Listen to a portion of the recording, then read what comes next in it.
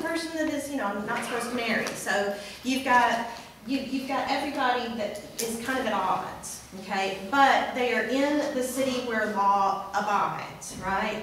Well, the people, in order to get married, the people who are in love, they have to run off into the green world, okay? Where there is no law. So comedy tends to take place outside the city.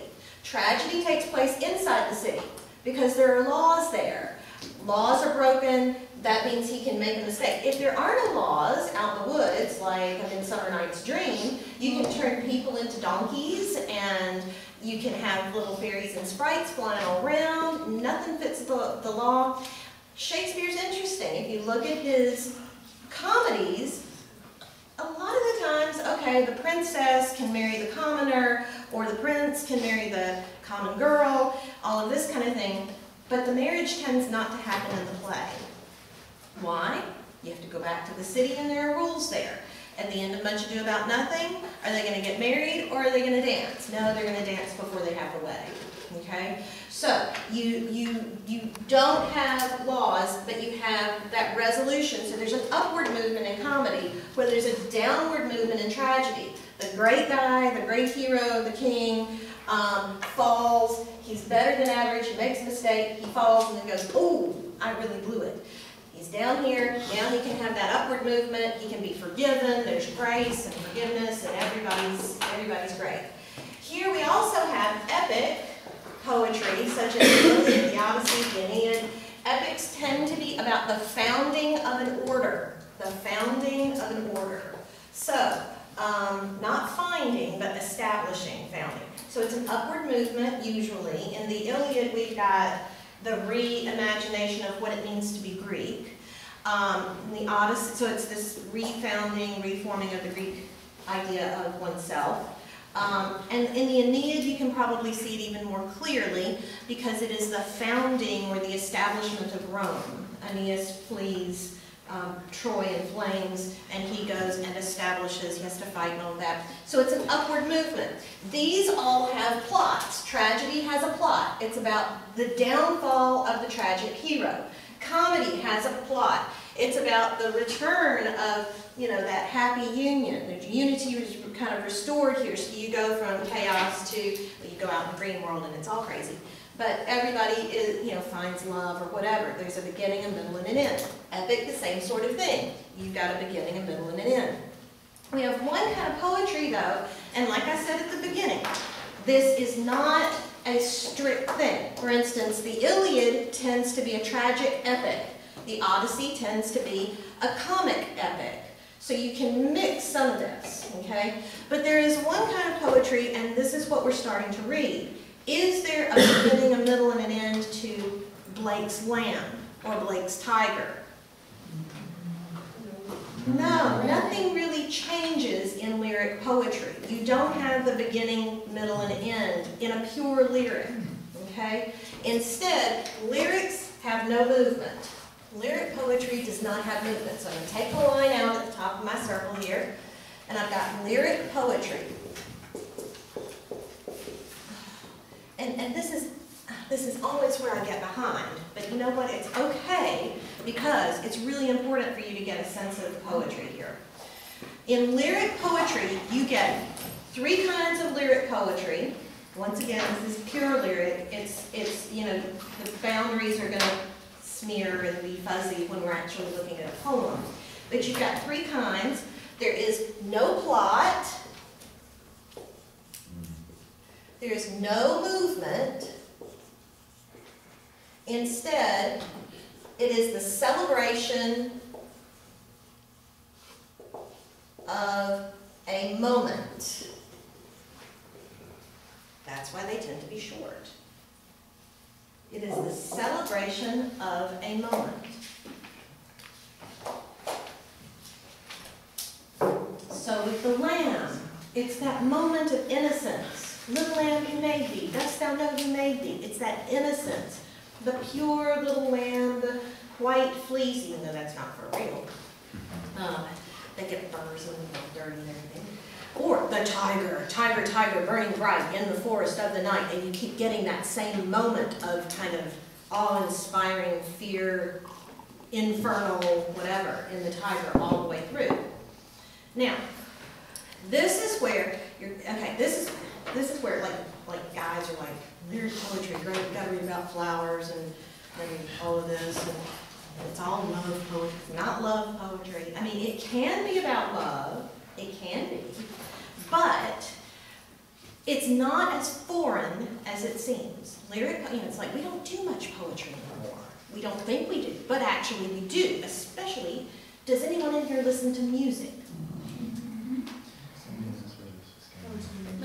Listen it with words? Yeah. What are the words called? Lyrics. Lyrics. No. If you listen to music with lyrics, you are familiar with lyric poetry, and I'm not kidding. And I hope that country music still has some popularity because it helps in my life. Tell me what country music tends to be about. Drinking. Live. Country live. Country life, drinking, I heard, and love. Okay, love. Name one song about love. Achy Breaky Heart. Good one. Achy Breaky Heart. Yes. Okay. Now I'm going to erase this. Can I erase? I'm going to erase this side. I'm going to erase this side, and we're going to talk just about the lyric. Okay. Okay. Lyric poetry. The three kinds. We have achy, and I don't quite know how to breaky heart. Okay. And what is that one about? What point in love is this? I still don't know. Don't break my heart. It's the sad part, right? When you lament the loss of your love, right? Oh, she's gone. It's sad. So it is She's a about to leave. lamentation. It is a lyric of lamentation. That's true. I knew what you were saying. Okay, that's one kind of lyric poetry, is lamentation, okay? I prefer there's a tear in my beer and I'm crying for you here, but... Oh wait, what's the tear fall on my guitar song?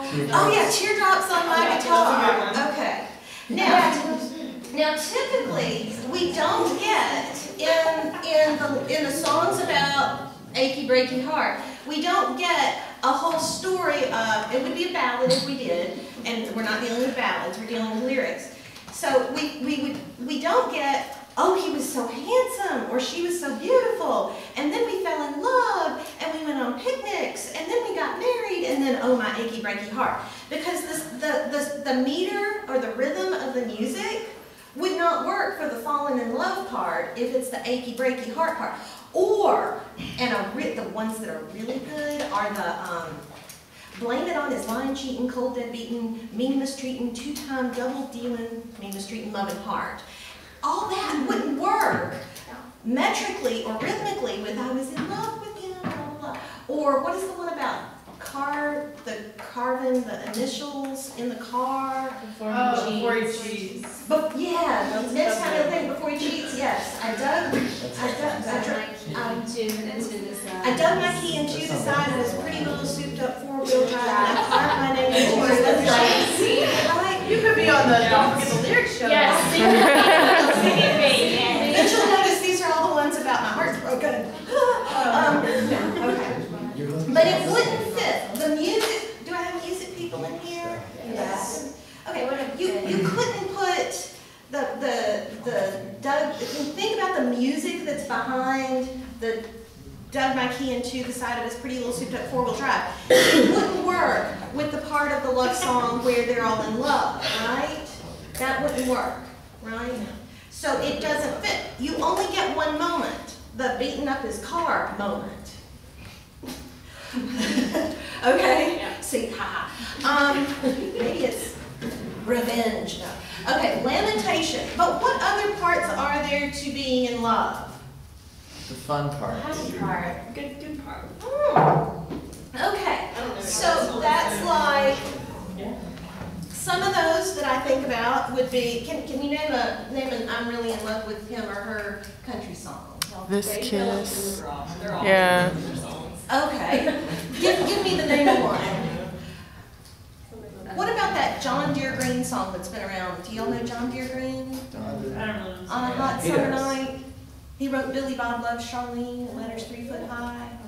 I don't know. And the whole town said that he shouldn't use red, but it looked good to Charlene. And he climbs up on the water tower and writes Billy Bob Loves Charlene on the water tower, and John Deere, I love that song.